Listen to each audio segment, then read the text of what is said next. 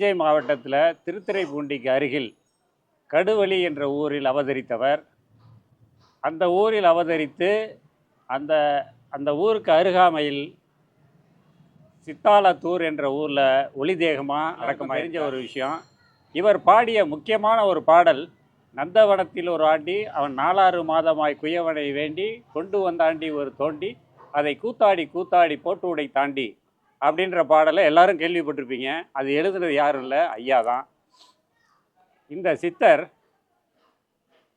வாழ்வியலுக்கு தேவையான பல விஷயங்களை சொல்லியிருக்கார். போகரோட சமகாலத்தவர், பூராட நட்சத்திரத்துக்குரிய சித்தர். பூராட நட்சத்திரக்காரர்கள் பூராட நட்சத்திரத்திற்கு வைநாசிக நட்சத்திரமாக வரும் சித்திரை நட்சத்திரக்காரர்கள், பூராட நட்சத்திரத்தை வைநாசிக நட்சத்திரமாக கொண்ட உத்திரட்டாதி நட்சத்திரக்காரர்கள். அதாவது சித்திரை, பூராடம், உத்திரட்டாதி நட்சத்திரக்காரர்களும் வாழ்வின் தடை தாமதங்களை எளிதாக தவிர்க்க கடுவெளி சித்தரை வழிபட்டு வாழ்வில் மேலும் சிறக்க செய்யலாம். நீங்கள் நினைக்கிற காரியம் உடனே கை மேலே பலன் தரணும்னா ஐயாவுக்கு கடுக்காய்த்தூள் அபிஷேகம் பண்ணிங்கன்னா அதற்கு உடனடி பலன் கிடைக்கும். நீங்கள் கடுக்காய்த்தூள் அபிஷேகம் பண்ணிவிட்டு உங்கள் வேண்டுதலை வச்சிங்கன்னா அதற்கு உடனடியாக பலன் கொடுப்பார். இது ஐயாவோட ஒரு ரகசியம். கடுவெளி சித்தரோட அமைவிடம் நம்ம டிஸ்கிரிப்ஷனில் கொடுத்துருக்கோம். அதை பார்த்து நீங்கள் ஃபாலோ பண்ணிக்கலாம். உங்களுக்கு மேலும் ஏதாவது சந்தேகங்கள்லாம் இருக்குனாக்கா டிஸ்கிரிப்ஷனில் கொடுத்துருக்க நம்பரில் கால் பண்ணி கேட்டுக்கலாம்.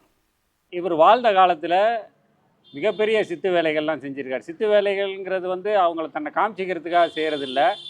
அவர் அந்த கிராமத்தில் எப்படி வாழ்ந்தார் என்னங்கிறத நாங்கள் வேறு ஒரு வீடியோவில் அந்த ஊர், அந்த திருத்துறைப்பூண்டி பக்கத்தில் இருக்க கடுவெளியில் அந்த வீடியோ ஷூட் பண்ணி போடலான்னு இருக்கிறோம். கடுவெளி சித்தருக்கு மண்டபம் அமைக்கிறதுக்கு பல பேர் முயற்சி பண்ணியிருக்காங்க, பண்ண முடியல. ஏன்னா ஐயா அதுக்கு பர்மிஷன் கொடுக்கல. ஏன்னா இவர் கடுவெளி சித்தர். கடுவெளினா ஓப்பன், திறந்த வெளி. அவர் தியான முறையே சூன்யா தியானம்னு சொல்லுவாங்க.